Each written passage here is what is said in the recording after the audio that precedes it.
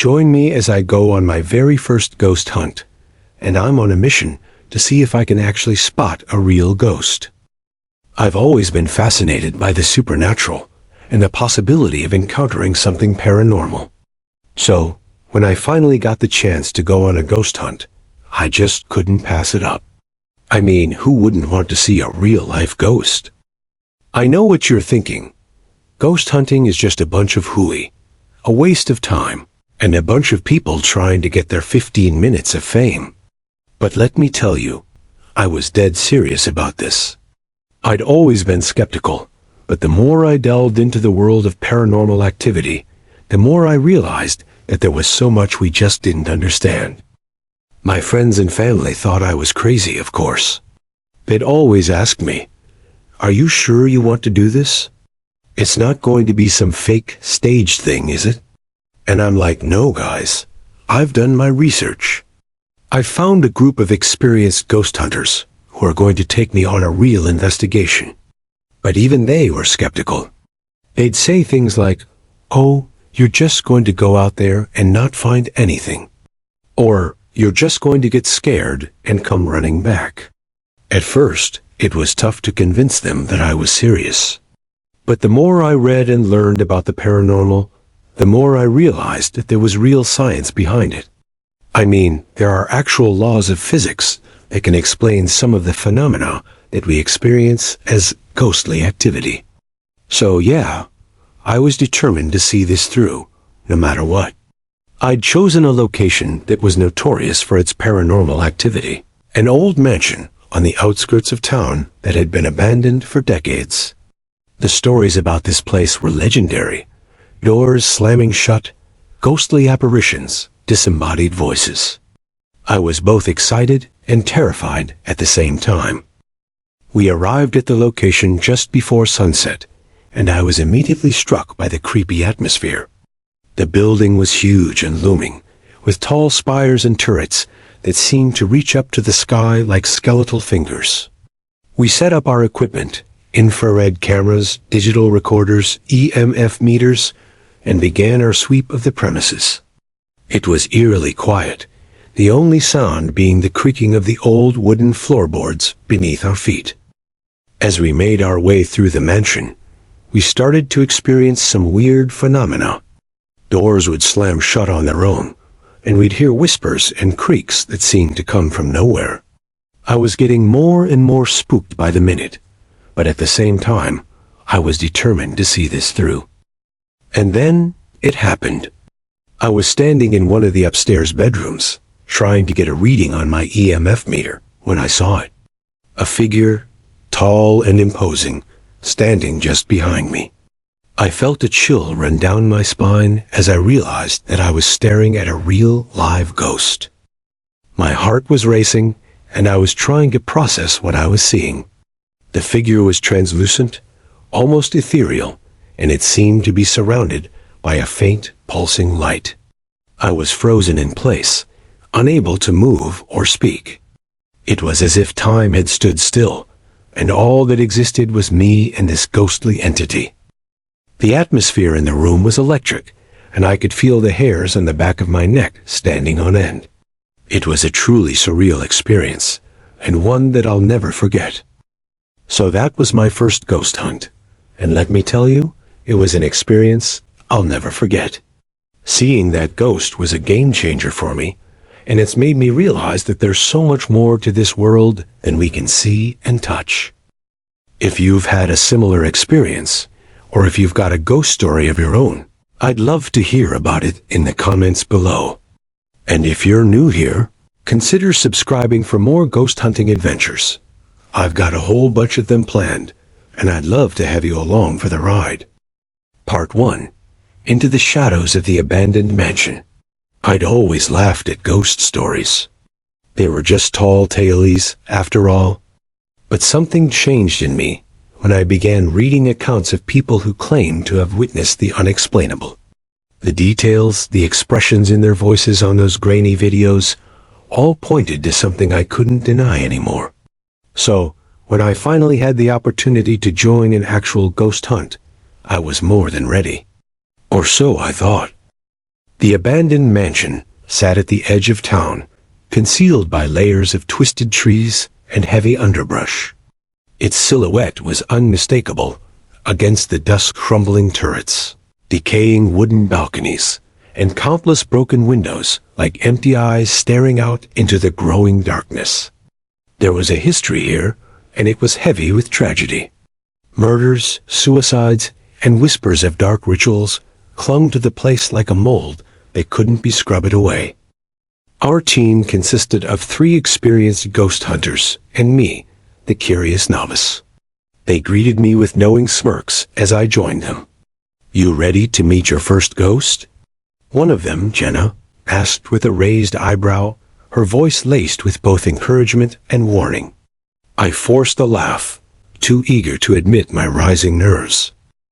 We entered just as the last trace of daylight vanished, armed with cameras, recorders, EMF meters, and flashlights. Inside, the mansion was a monument to decay. Tattered wallpaper peeled from the walls, and the floorboards groaned underfoot, as if protesting our intrusion. A musty smell filled the air, a mix of mildew and something fouler, something metallic that clawed at the back of my throat. The first few rooms offered nothing but silence and dust. We called out, asked questions, tried to pick up any fluctuations on our meters, but all remained still. Jenna turned to me with a slight shrug. "Sometimes the dead need coaxing," she whispered, her voice echoing in the cold, damp air. I nodded, understanding that the lack of activity only heightened the tension. It was as if the house itself was waiting, watching us. The deeper we went, the colder the air became. I noticed it when we passed a large staircase that twisted up into the shadows above.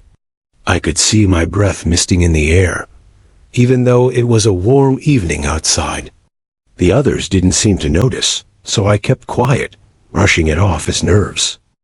We arrived in what must have been the dining hall, its once grand chandeliers hanging in ruins, a thick layer of grime coating everything. I scanned the room, and that's when I saw it, just a glimpse in my peripheral vision, a shape flickering in and out of existence near the far wall. It was too quick, too faint to identify, but it was enough to freeze the blood in my veins. "What's wrong?" asked Tom, one of the ghost hunters, as he noticed my pallor. I wanted to tell him about the figure, but I doubted myself, wondering if it had just been a trick of the light. Before I could respond, there was a sound, a low, groaning creak that echoed through the room. It seemed to vibrate through the floor, the walls, and into my bones. We all went silent, holding our breath as the noise grew louder, filling the entire mansion. It sounded like something immense shifting, the very foundation groaning under a weight that couldn't be seen. And then, as abruptly as it had started, it stopped, leaving an oppressive silence in its wake. I felt a shiver crawl up my spine. The others shared a look, their earlier bravado replaced by unease. "What was that?" I whispered. Tom shook his head, his face pale. "The house, it's almost as if it's breathing." It was a strange thing to say, but standing there, I couldn't shake the feeling that he was right. Part 2, the eyes in the dark. With our nerves rattled, we pressed deeper into the house. Jenna led the way, her flashlight sweeping over walls, lined with portraits whose faces had faded with time, their expressions erased by dust and darkness. Yet, even in their ruin, the eyes seemed to follow us, tracking our every step. The stairs creaked underfoot as we ascended to the second floor, each step feeling more reluctant than the last. The air grew colder, almost biting, and that metallic smell sharpened. It was stronger here, sickly sweet, like iron mixed with rot. I clutched my flashlight tighter, feeling its warmth seeping into my cold hands. As we reached the top, the hallway stretched out before us like the throat of some ancient slumbering beast. The wallpaper was torn and shredded, exposing patches of the cracked, moldy wall beneath. Strange symbols, smeared in a dark, crusted substance, marked some of the doors. My stomach churned at the sight. "These symbols, they're occult markings," whispered Mark, the team's tech specialist. He took a closer look, tilting his EMF meter toward the nearest door. "Someone's been here before us. Maybe they were trying to contain something. Or invite something in," Jenna added grimly. We continued down the hallway, the faint hum of our equipment mingling with the silence. As we approached one of the larger rooms, I felt a sudden drop in temperature. The hairs on my arms prickled, and my breath fogged in front of me. I knew instinctively that we were not alone. Then I heard a faint whisper, almost too soft to catch. It came from the room ahead, slipping out like a secret meant only for those who dared to listen. We all froze, the sound twisting and bending through the silence. I couldn't make out any words, just the tone, a low, almost pleading voice, muffled and distorted. Did anyone else hear that?" I stammered, my voice barely a whisper. Mark nodded, his face drained of color. "It's like someone's trapped in there." Without thinking, I took a step toward the door.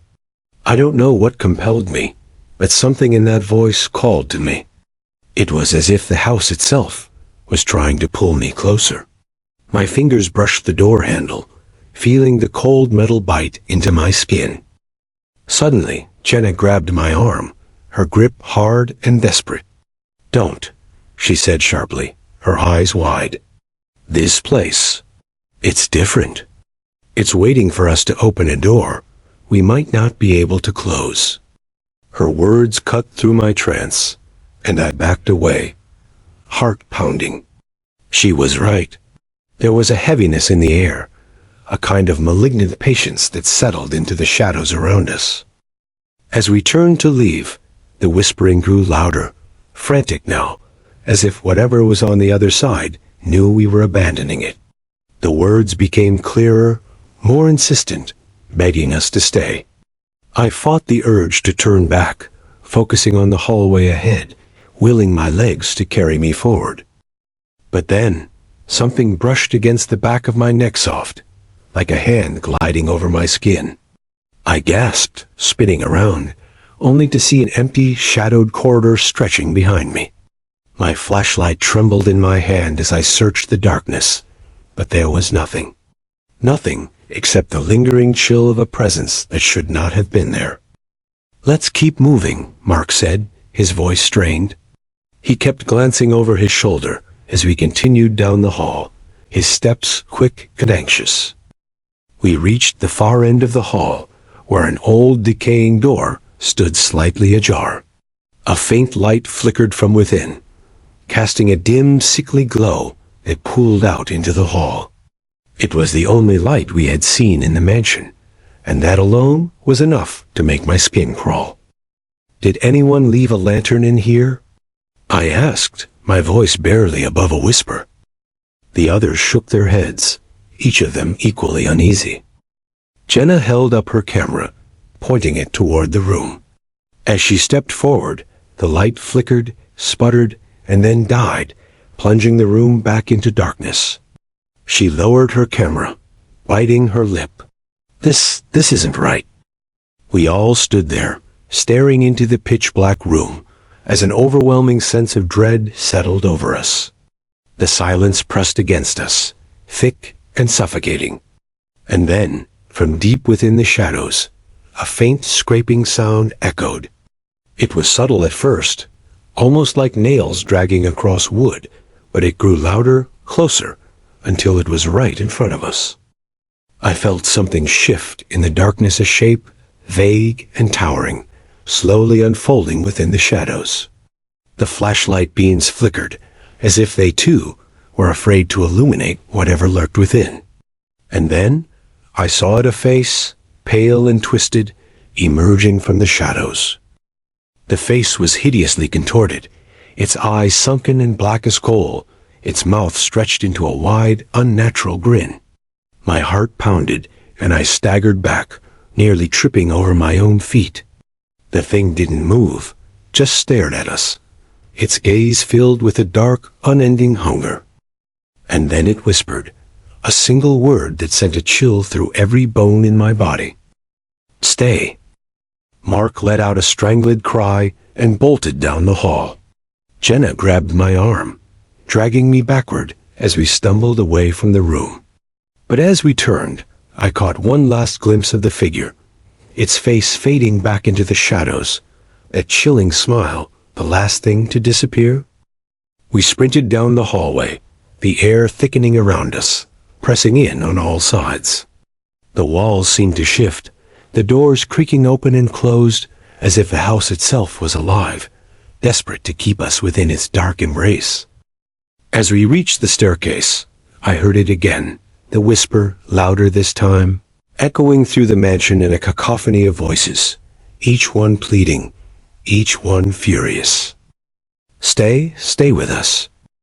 The words wrapped around me, filling my mind with images of the house, empty and decayed, filled with shadows that hid secrets older and darker than I could imagine.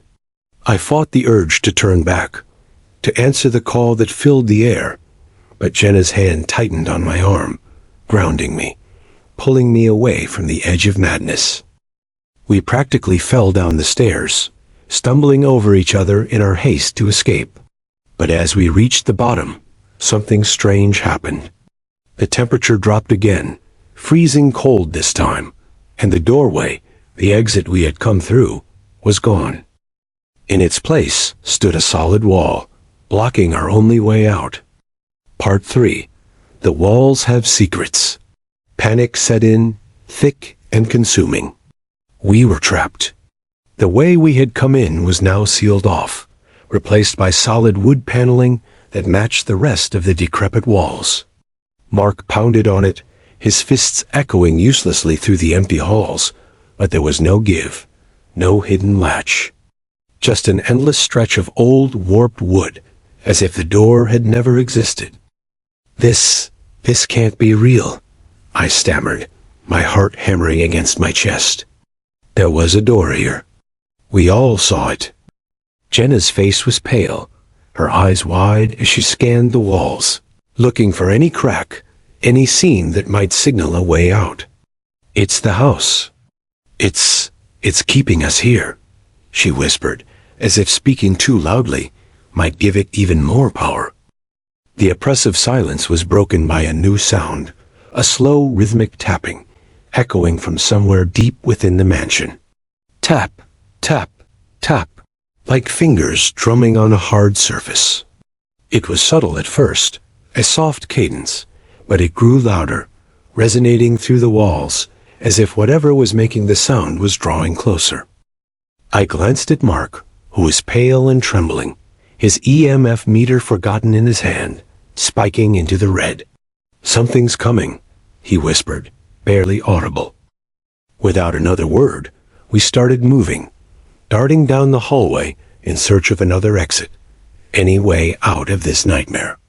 The house seemed to stretch and twist as we ran, doorways appearing where they shouldn't, hallways leading us in circles.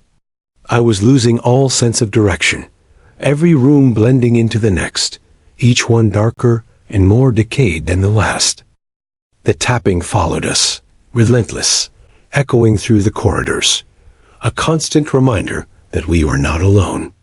I tried to ignore it, to block it out, but every time I thought we'd put some distance between us and the sound, it would pick up again, just a little louder, a little closer. We burst into what looked like a drawing room, the walls lined with rotting velvet wallpaper and moth-eaten furniture arranged in a mockery of comfort.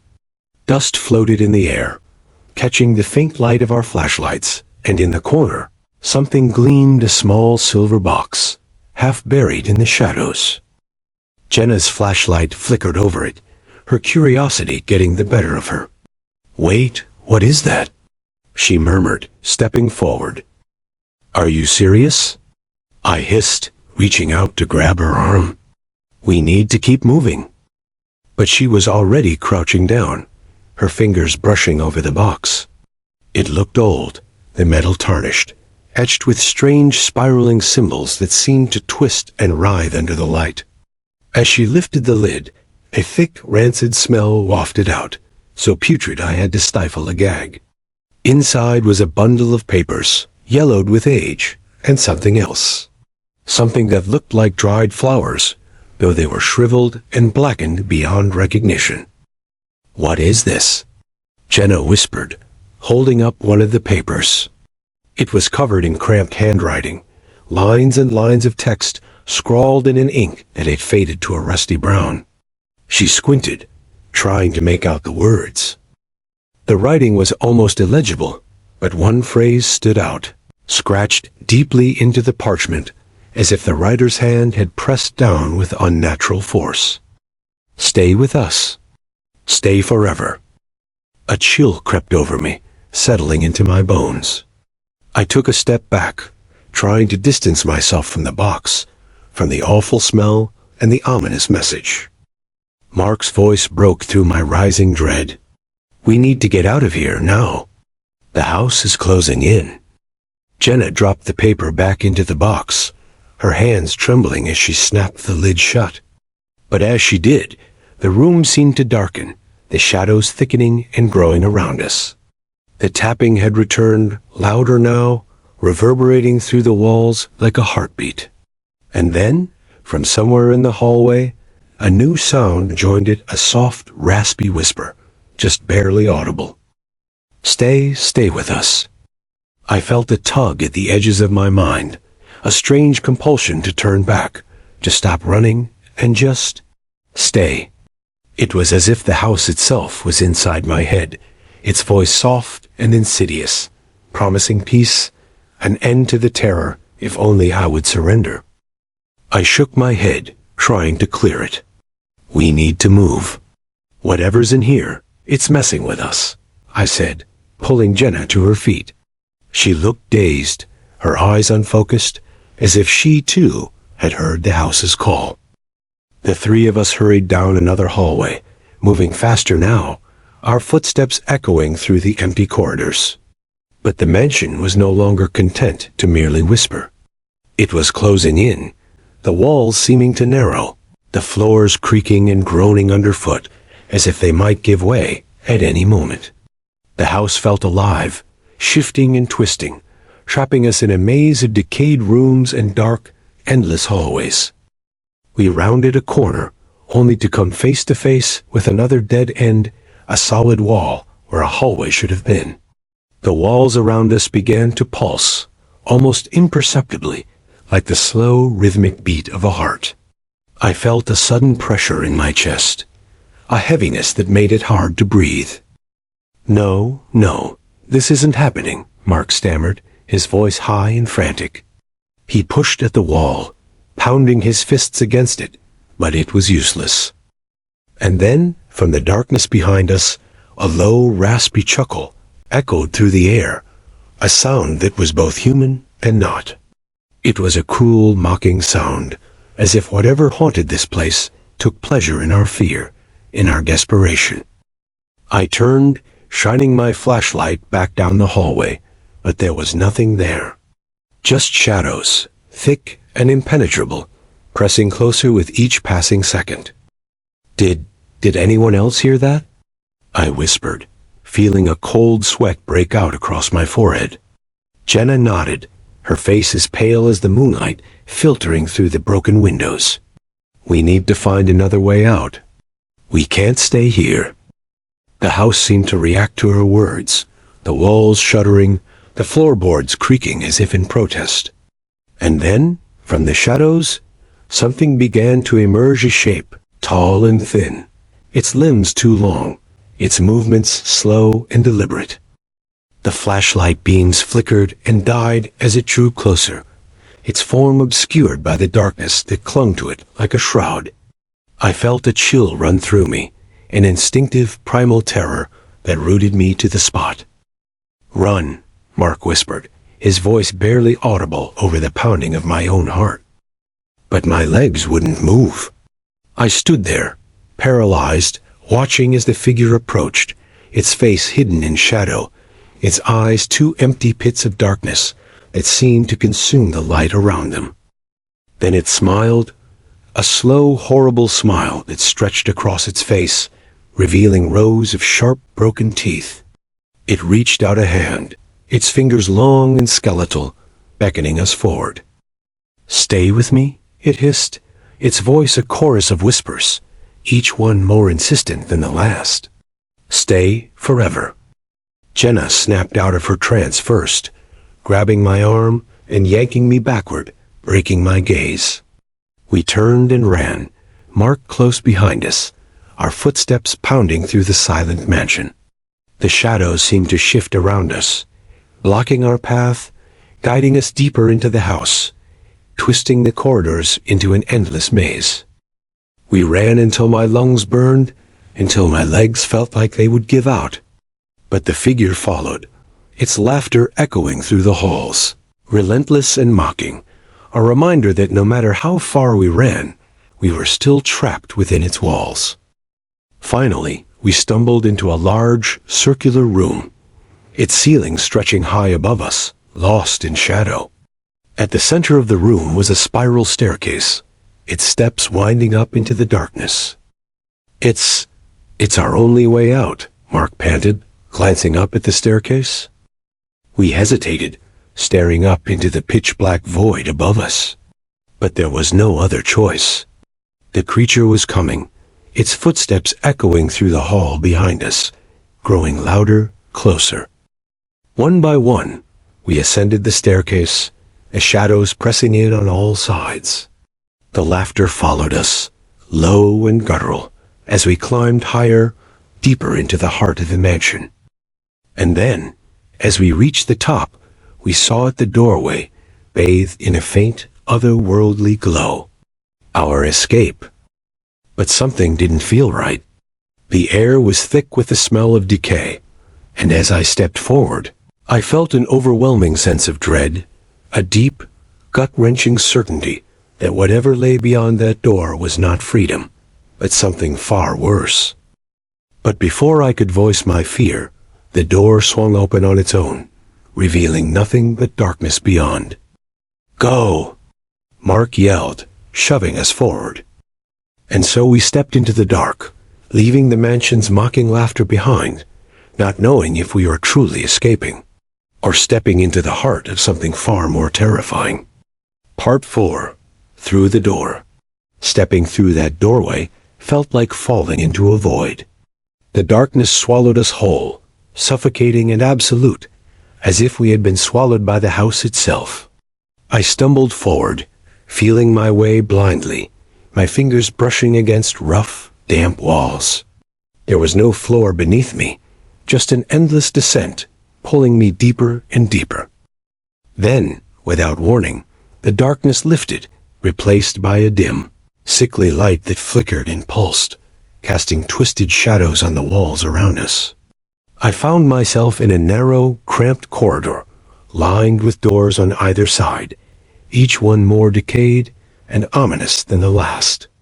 Mark and Jenna were beside me, their faces pale and drawn, their eyes darting around as if expecting the walls to close in on us at any moment. The air here was thick, oppressive, each breath tasting of rot and stale air. I had the distinct feeling that we were somewhere deeper than any basement, in a part of the mansion that shouldn't exist. "Where are we?" Jenna whispered, her voice barely audible. Mark shook his head, clutching his EMF meter, which was still spiking wildly. It can't be real," he murmured, his voice laced with disbelief. "The house, it's like it's creating these rooms." As we moved forward, the corridor seemed to stretch, the doors extending infinitely in both directions. Each one bore strange markings, symbols that looked like they had been scratched into the wood by desperate, trembling hands. Some doors were splintered, hanging off their hinges, revealing only pitch black beyond. Others seemed untouched, pristine and closed, as if they held secrets that were not meant to be seen. I couldn't shake the feeling that we were being watched. Every so often, I would catch movement in my peripheral vision, a shadow darting between doors, a flicker of something just out of sight. But every time I turned to look, there was nothing there. Just the endless corridor and the silent, waiting doors. Then, from somewhere up ahead, a faint sound drifted through the silence, a soft, childlike giggle, high and eerie, echoing off the walls. I felt a chill run down my spine, my skin prickling with unease. "Did you hear that?" Jenna whispered, her eyes wide with fear. I nodded, my heart pounding. The giggle echoed again, closer this time, filling the air with a strange, mocking joy. And then, slowly, one of the doors creaked open, revealing a sliver of darkness beyond. Without thinking, I took a step back, instinctively putting distance between myself and whatever lay beyond that open door. But Jenna was transfixed, her gaze locked on the darkness, her face pale and drawn. "Don't," I hissed, reaching out to grab her arm. But it was too late. She was already moving forward, her eyes glazed as if something was pulling her, compelling her to step inside. "Jenna, don't go in there." Mark's voice was sharp, panicked, but she didn't seem to hear him. She walked toward the door, her steps slow and dreamlike, her hand reaching out to touch the darkness beyond. As her fingers brushed the threshold, something moved within an arm, pale and thin, with fingers that stretched too long, reaching out to meet her. The hand wrapped around her wrist, and Jenna's eyes widened, her trance broken as she tried to pull away. "Let me go," she screamed, her voice shrill with terror. But the hand tightened, pulling her toward the doorway. I lunged forward, grabbing her other arm, trying to pull her back, but the grip was too strong. Whatever was in that room was pulling her, dragging her into the darkness. "Mark, help me," I yelled, my voice hoarse with panic. He rushed forward, grabbing Jenna's arm and pulling with all his strength. But the hand didn't loosen its grip. Instead, it tightened, pulling harder, dragging her inch by inch toward the doorway. Jenna's face twisted in agony, her eyes filled with terror as she fought against the force pulling her. "Don't let go," she screamed, her voice echoing through the corridor. And then, with one final wrenching pull, the hand yanked her into the darkness. The door slammed shut, cutting off her scream, leaving us in suffocating silence. Mark.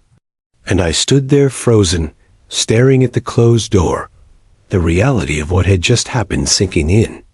I could still feel the ghost of her grip on my arm, her desperate fear lingering in the air around us. "No, no, this can't be happening," I whispered, shaking my head. She was just right here." Mark's face was ashen, his hands shaking as he stared at the door. We have to keep moving," he said, his voice barely more than a whisper. "We can't help her. Not here." But as we turned to leave, a faint sound drifted through the air, a soft, distant whisper, echoing from behind the closed door. "Stay with us?" The voice was unmistakably Jenna's, but it was wrong, distorted, filled with a darkness that hadn't been there before. I took a step back, horror twisting in my stomach as the voice continued, each word dragging across the silence like nails on a chalkboard. "Stay forever." I felt a surge of fear, an instinctive need to run, to put as much distance as possible between myself and that voice. But the corridor stretched on endlessly, each door a reminder of what lay behind us. Whatever had taken Jenna was still there, waiting, watching, its presence pressing against us with a malevolent hunger. We stumbled forward, the sound of Jenna's voice fading as we moved deeper into the corridor. But the further we went, the more the walls seemed to close in, the doors multiplying, each one whispering promises of things that should never be seen. Mark and I didn't speak. There were no words for what we were experiencing, no way to make sense of the nightmare we were trapped in. I could see the fear in his eyes, the silent terror that mirrored my own, and I knew that he, too, was beginning to lose hope. And then, just when I thought I couldn't take another step, we reached the end of the corridor. A single door stood before us, larger than the others, its surface etched with symbols that seemed to pulse and writhe under the faint light. I felt an overwhelming sense of dread, a certainty that whatever lay beyond this door was something far worse than anything we had faced so far. But there was nowhere else to go. We had reached the end, and there was no turning back. Mark swallowed, his hand trembling as he reached for the door handle. "Whatever's in there, we face it together," he said, his voice barely steady. I nodded, feeling a surge of resolve, a determination to see this through. We couldn't leave Jenna behind. We couldn't let this house consume us, turn us into another pair of lost souls, wandering its endless halls. With a deep breath, Mark turned the handle, and the door creaked open, revealing a vast, dark space beyond. We stepped inside, the air thick and suffocating, the darkness pressing in on all sides. And then, as the door closed behind us, sealing us in, a faint light flickered to life, illuminating the space around us. We were in a massive room, its walls covered in mirrors that reflected our pale, terrified faces. But as I looked closer, I realized with a sickening jolt that the reflections weren't moving with us. In each mirror, figures stood, their eyes hollow and black, their faces twisted in silent agony. They stared back at us, their mouths moving in soundless screams, each one more desperate than the last. And then, one by one, they began to step forward, reaching out, their hands pressing against the glass, trying to break through. "We need to get out of here," I whispered, backing away from the mirrors. But as I turned, I realized there was no door, no way out. We were trapped, surrounded by the silent, suffering faces of those who had come before us. And as their hands pressed harder against the glass, I heard it again, the soft, insistent whisper that had haunted us since we first entered the mansion. "Stay, stay forever." The mirrors began to crack, spiderwebs of fractures spreading across their surfaces as the figures pushed harder, their mouths stretching open in silent screams, their hands clawing at the glass. I felt a hand close around my wrist, cold and unyielding, and I looked down to see a figure emerging from one of the mirrors, its face twisted into a grotesque smile. "Stay with us," it whispered, its voice a chorus of suffering, a promise of eternal torment. And as the glass shattered around us, I realized with a sickening certainty that there was no escape. We were part of the house now, another pair of souls trapped in its endless corridors, bound to wander its dark halls forever. The last thing I saw before the darkness claimed me was Mark's face, his eyes wide with terror, as he, too, was pulled into the depths of the mirror, his screams swallowed by the silence. And then there was nothing. Just the endless, waiting darkness, and the faint, echoing whispers of those who had come before us. Stay forever. Part 5. Bound to the shadows. I was trapped, suspended in a darkness so profound it felt like it had weight, pressing down on my chest and suffocating me. Memories of my life outside the mansion slipped away, replaced by the cold, relentless whisper that had echoed in my mind since we'd first crossed the threshold. Stay forever. I don't know how long I drifted in that void. Time lost meaning here. Hours, days, or even years could have passed, and I would have been none the wiser. Images floated around me, memories not my own, flashes of faces twisted in agony, of desperate hands clawing at walls, of people, lost and screaming, dragged into the shadows by the house. I realized with growing horror that these weren't just memories. They were remnants, fragments of the countless souls who had come before us. Suddenly, I felt a tug, a jolt that pulled me from the void and deposited me back into the house. I stood in a hallway, But it was different now. The walls were smooth and pristine, gleaming with a faint, otherworldly light, as though the house were showing me an illusion of its former self. The decay and rot were gone, replaced by an unnatural, sterile cleanliness that felt wrong, like the calm before a storm. As I looked down, I noticed something else. My hands were pale, almost translucent, my veins dark and visible beneath the skin. I touched my arm, and a cold shock jolted through me. I felt hollow, weightless, as if I were little more than a shadow wearing the memory of my own skin. A soft sound caught my attention. Footsteps. Slow, dragging, but unmistakably human. I turned to see Mark approaching, his face blank, eyes staring straight ahead as if he were in a trance. But as he drew closer, I saw the faintest flicker of awareness, a hint of the Mark one had known. He seemed to recognize me, his eyes widening, his mouth opening in a silent scream. But the sound never came. Instead, he reached out, his hand trembling, fingers outstretched, as though grasping for a lifeline. I reached out to take his hand, but the moment our fingers touched, a jolt of cold, electrifying pain shot through me, and I pulled back, gasping.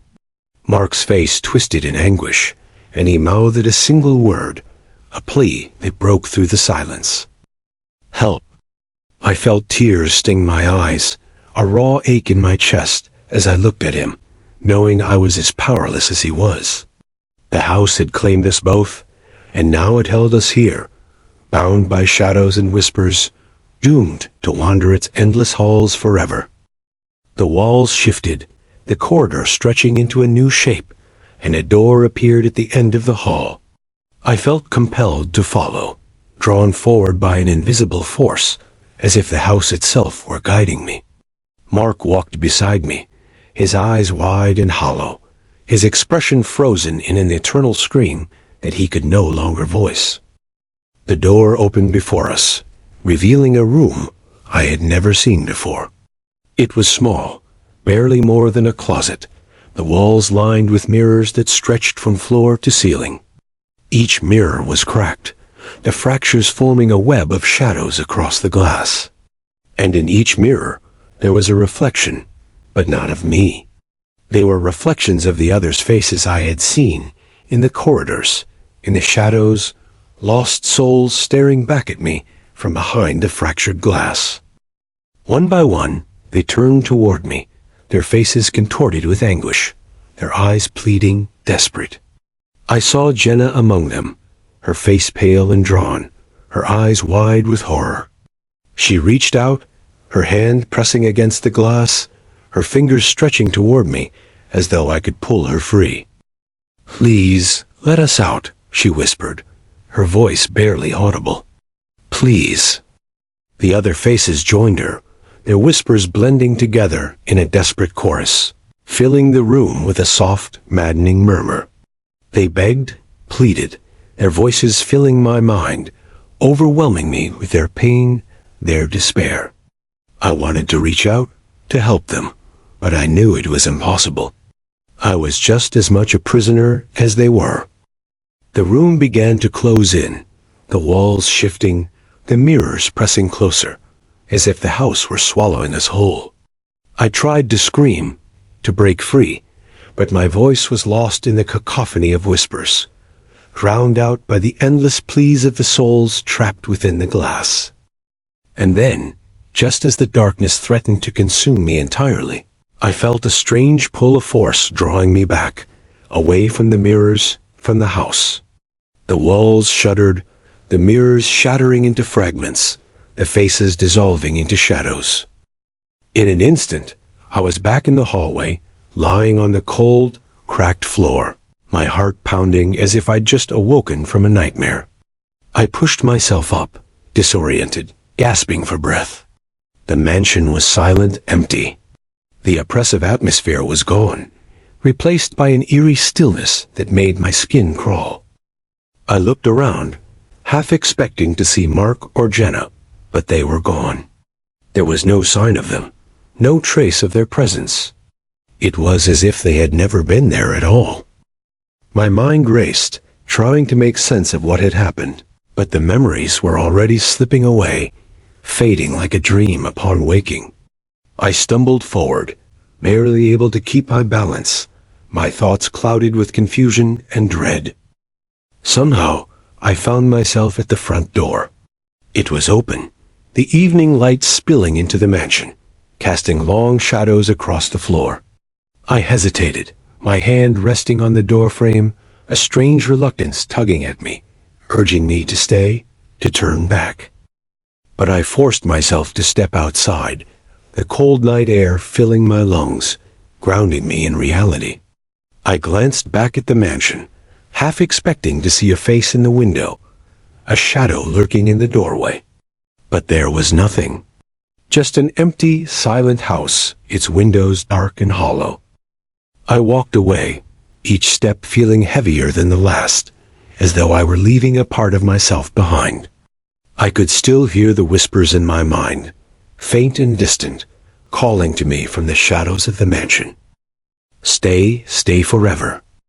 As I reached the edge of the property, I looked back one last time, and for a brief moment, I saw them, Mark and Jenna, standing in the doorway, their faces pale, their eyes hollow and empty, staring back at me with a look of unspeakable despair.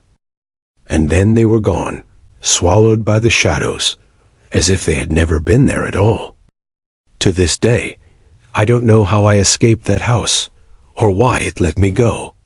But I can still feel its presence, lingering in the back of my mind, calling to me in the dead of night, its whispers growing louder, more insistent. Sometimes, when I close my eyes, I see their faces, Mark, Jenna, and the others, staring back at me from behind the fractured glass, their voices blending into a single, haunting plea. And I know, deep down, that one day I'll return. One day, the house will call me back, and this time, I won't be able to resist. Because the house doesn't let go. It waits, watching, calling to those who have seen its shadows, who have felt its touch. And when it calls, you can't help but answer. And when it calls, you can't